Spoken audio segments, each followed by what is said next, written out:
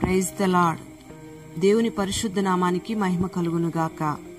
అనుదిన దైవ కృపా కార్యక్రమం ద్వారా ఈ దినం దేవుని మాటలు వింటున్న దేవుని బిడ్డలైన మీ అందరికీ హృదయపూర్వకమైన వందనాలు తెలియపరుస్తూ ఉన్నాం. ఆయన ఉన్నతమైన కృప ఈ దినమంతా మీకు తోడయుండునుగాక. ఆమేన్. సిరియా దేశాన్ని పరిపాలిస్తున్న రాజు ఇశ్రాయేలీల దేశాన్ని స్వాధీనపరచుకోవాలని పలు విధాలైన ఆలోచనలు చేస్తూ అనేక రకాలుగా ప్రయత్నం చేస్తూ ఉన్నాడు. అయితే ఆ సిరియా దేశపు రాజు యొక్క ఆలోచనలన్నిటినీ కూడా దైవజనుడైన ఎలీషా గ్రహించి ఇశ్రాయేలీల యొక్క రాజుకు తెలియపరుస్తూ ఉన్నప్పుడు ఆ రాజ్యం వారి వశము కాకుండా ఇశ్రాయేలు రాజు ఆ దేశాన్ని, ఆ రాజ్యాన్ని కాపాడుతూ ఉన్నాడు. ఈ సంగతి సిరియా రాజుకు తెలియబడినప్పుడు మొదటిగా ఆ పట్టణాన్ని కాపాడుతున్న ఎలీషా అనే సేవకుడిని బంధించాలి అని ఆలోచన చేసుకున్నాడు.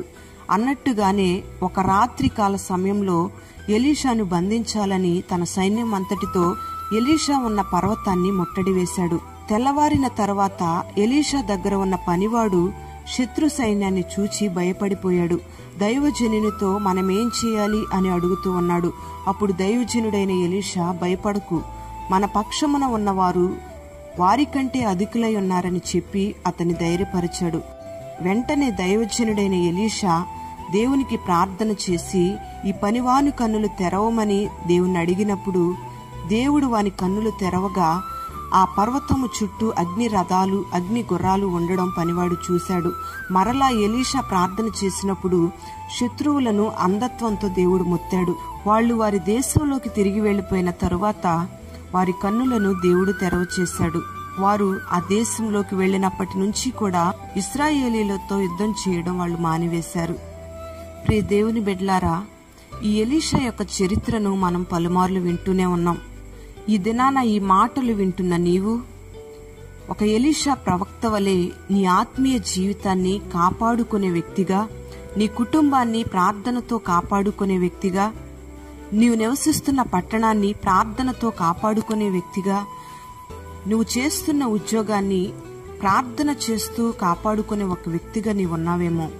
అయితే నీ శత్రువైన విరోధి అయిన అపవాది నీ హృదయాన్ని జాగ్రత్తగా కాపాడుకుంటున్న నిన్ను, నీ కుటుంబాన్ని కాపాడుకుంటున్న నిన్ను, నీ ఉద్యోగాన్ని జాగ్రత్తగా కాపాడుకుంటున్న నిన్ను, నీవు నివసిస్తున్న ప్రాంతాన్ని, ఆ పట్టణాన్ని, ఆ దేశాన్ని ప్రార్థనతో కాపాడుకుంటున్న నిన్ను మొదటిగా పాడు చేయాలని, నిన్ను బంధించాలని దుష్టుడు ఆలోచన కలిగి ఉంటాడు.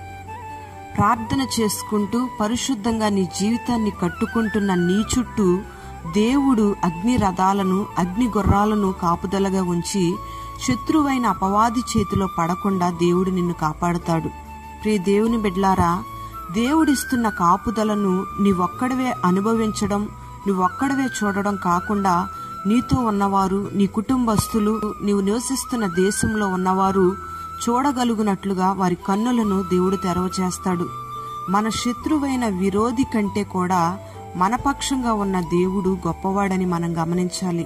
నీకు శత్రువులుగా మారిన కొన్ని ఆర్థికమైన ఇబ్బందులైనా, నీకు అనారోగ్యాన్ని కలుగు చేస్తూ నీ మనసులో నెమ్మది లేకుండా చేస్తున్న ఈ కరోనా వైరస్ అయినా, నిన్ను ఆత్మీయ స్థితిలో ఎదగనీయకుండా చేస్తున్న కొన్ని శత్రువులు నిన్ను చుట్టుముడతాయి. సమస్యల యొక్క భయం చేత, శత్రు యొక్క భయం చేత నువ్వు కృంగి కృషించిపోవాలని, నీ జీవితం మీద నీకు విరక్తి కలగాలని, నీ సంతోషాన్ని పాడు చేయాలని దుష్టుడు అనేక రకాలుగా నీ మీద ప్రయోగాలు చేస్తాడు.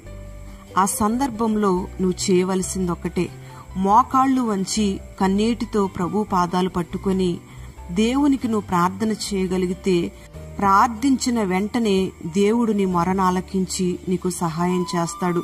నీకు విరోధంగా లెగుస్తున్న శత్రు సమూహాలన్నిటినీ అణచివేసి ఇక ముందెన్నడూ కూడా ఆ శత్రువులు నీ వైపు రాకుండా, ఆ సమస్యలు నీ వైపు రాకుండా దేవుడు నీ జీవితానికి, నీ ఉద్యోగ వ్యవస్థకు, నీ కుటుంబానికి, నీ దేశానికి, నీవు నివసిస్తున్న పట్టణానికి నలుదిశలా నెమ్మది కలుగు చేస్తాడు.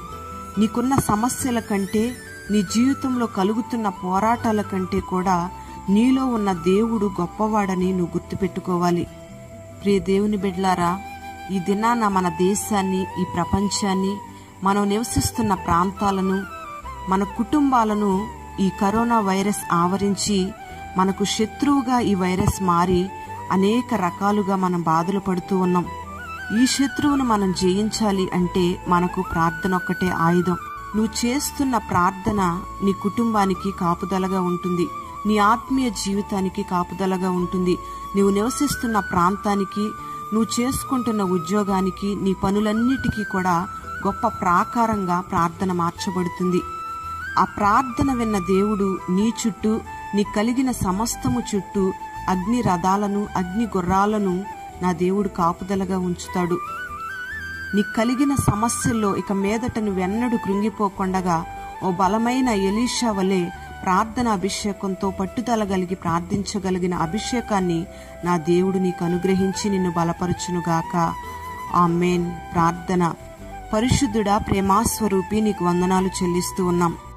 దైవజనుడైన ఎలీషా చేసిన ప్రార్థనను మీరు ఆలకించి శత్రువులకు అంధత్వాన్ని కలుగు చేశారు. శత్రువులు ఇక మీద ఎన్నడూ కూడా ఇశ్రాయేలు దేశం మీదకి యుద్ధానికి రానివ్వకుండగా మీరు అట్టి నెమ్మదిని కలుగు చేస్తూ వచ్చారు. ఆ రీతిగా ఈ దినాన ఈ మాటలు విన్న నీ బిడ్డలందరినీ కూడా గొప్ప ప్రార్థనాత్మతో నింపమని ప్రార్థన చేస్తున్నాం. నీ బిడ్డలకు కలుగుతున్న శత్రువుల లాంటి అనారోగ్య సమస్యలు, ఆర్థికమైన ఇబ్బందులు, అసమాధాన పరిస్థితులు, నెమ్మది లేని అనుభవాలు, సాతాను బంధకాలు ఇవన్నీ కూడా శత్రువులుగా మారి ఉండగా వీటన్నిటిలోంచి నీ బిడ్డలు ఒక జయ జీవితాన్ని చూడగలుగునట్లుగా మీరు కృప చూపండి. ప్రార్థన ద్వారా వీటన్నిటిని జయించడానికి నీ బిడ్డలకు మీరు కృపను అనుగ్రహించి నలుదిశలా నెమ్మది కలుగు చేయండి. ఈ దినమంతా నీ బిడ్డలకు మంచి ఆరోగ్యము, మార్గాలలో కాపుదలను మీరు అనుగ్రహించండి. ఆర్థికమైన స్థితిని మీరు మెరుగుపరచండి.